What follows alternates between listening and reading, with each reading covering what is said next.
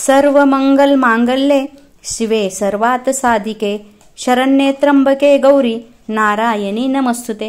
Hi friends, स्वागत आहे तुमचं परिक्विन व्हिडिओमध्ये।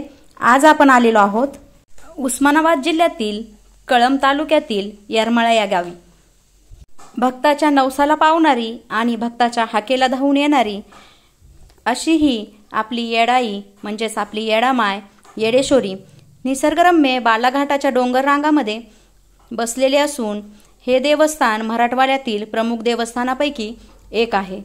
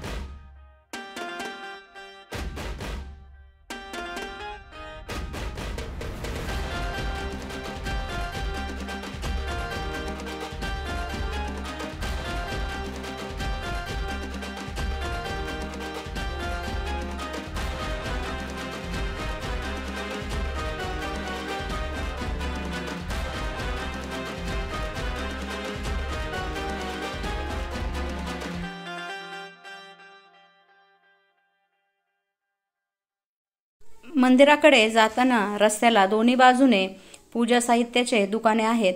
या ठिकाणी आम्ही देवीसाठी ओटी घेतली।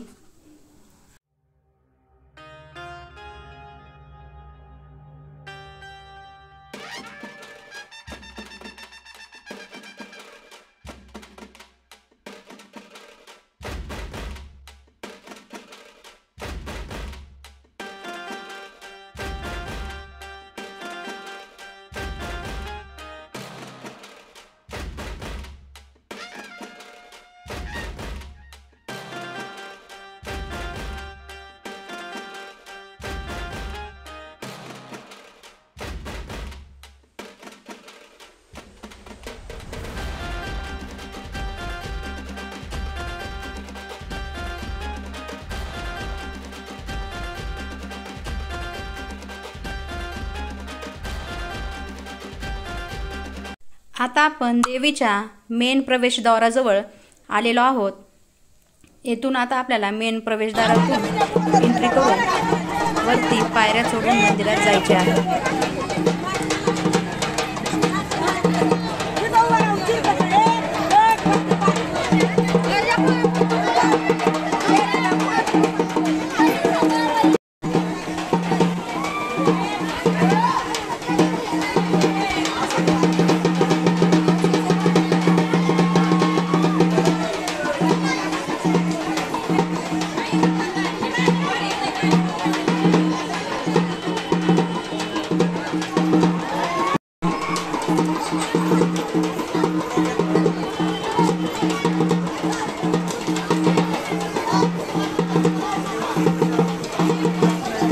आजच्या व्हिडिओमध्ये आपण जाणून घेणार आहोत की येडेश्वरी माताला येडेश्वरी नाव का पडले आणि कसे पडले।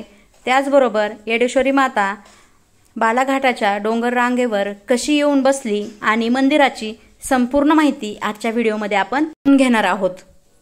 येडेश्वरी माता येरमाळ्याला कशी प्रकट झाली यामागची छोटीशी कथा मी तुम्हाला आता सांगते। ही गोष्ट आहे रामायणाच्या काळातील। प्रभू श्रीराम 14 वर्षाच्या वनवासाला गेलेले होते तेव्हा त्याच ठिकाणी सीतेचे रावणाने हरण केले। तेव्हा राम व्याकुळ होऊन सीतेचा शोध घेऊ लागला। शोध घेत घेत प्रभू श्रीराम बालाघाटाच्या वनामध्ये पोहोचले। देवादिदेव महादेव व पार्वतीने रामाची परीक्षा घेण्याचे ठरवले व पार्वती मातेने सीतेचे रूप धारण केले आणि बालाघाटाच्या वनात सीतेच्या शोधामध्ये आलेल्या श्रीरामाच्या पुढे जाऊन पार्वती माता सीतेच्या रूपात उभ्या राहिल्या। श्रीरामाच्या पुढे उभे राहताच श्रीराम बोलले, हे आई, तू वेडी आहेस का? मी तुला ओळखले आहे।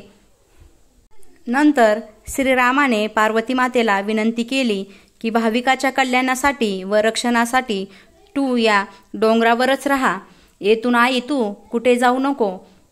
ते पार्वती मातेचं रूप दुसरं तिसरं काही नसून ते रूप म्हणजे येडाई म्हणजेच आपली येडेश्वरी आणि त्याच ठिकाणी येडेश्वरी माताची स्थापना झाली अशी आख्यायिका सांगितली जाते।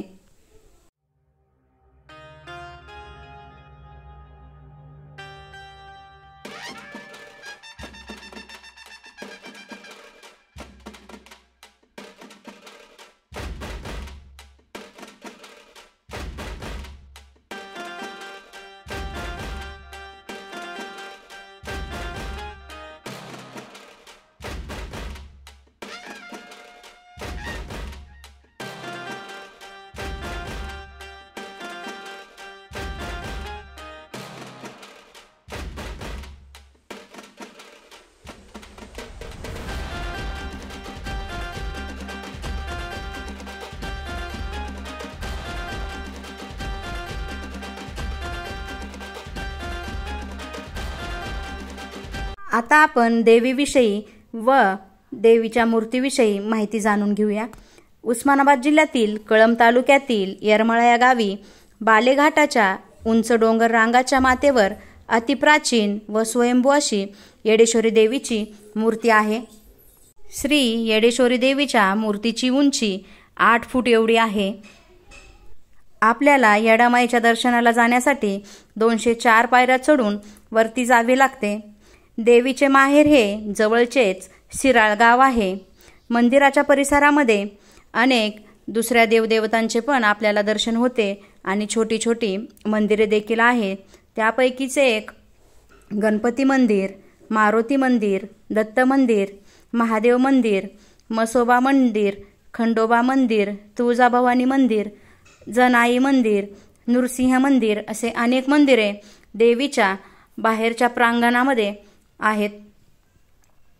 पौर्णिमेला त्याचबरोबर मंगळवार आणि शुक्रवार या ठिकाणी देवीच्या दर्शनासाठी लाखोच्या संख्येने भाविक येतात।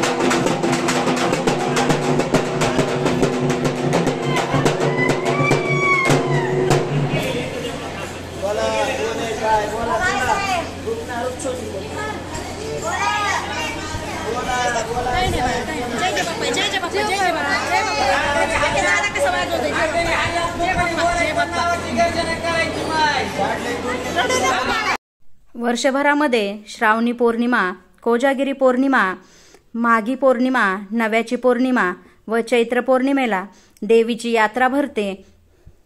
परंतु चैत्र पौर्णिमेला देवीची सर्वात मोठी यात्रा भरते। चैत्र पौर्णिमेच्या दुसऱ्या दिवशी येडामाईची पालखी निघते। पालखी आंब्राईतून चुन्याच्या रानामध्ये जाते। असे सांगितले जाते की पालखी आंब्राईत जाण्यापूर्वी तेथील रान जे आहे किंवा जे शेत आहे ते पूर्ण काळे असते, परंतु जेव्हा पालखी आमराईमधील शेतामध्ये प्रवेश करते तेव्हा तेथील जे शेत आहे ते पूर्ण चुनखडीचे बनते।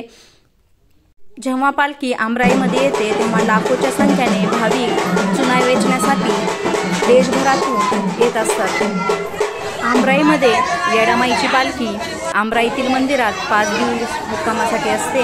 त्यानंतर येडामाईची पालखी मुख्य मंदिरामध्ये येते। चुना वेचलेला जो असतो त्या चुन्याच्या साह्यानेच नंतर येडामाईचे मंदिर जे आहे ते रंगवले जाते। त्याचबरोबर जेव्हा येडामाईची पालखी आमराईत जाते तेव्हा ज्यांचं सत्व आहे किंवा खरंच ज्यांची येडामाईवर भक्ती आहे अशा भाविक भक्तांना आमराईतील आंब्याच्या झाडाला कवड्या दिसतात। येडामाईला परशुराम बाळ खूप प्रिय असल्यामुळं ठिकठिकाणी ज्या छोट्या छोट्या बाहुल्या आपल्याला दिसतात त्या परशुरामाच्या रूपाने आपल्याला तिथं पाहायला भेटतात।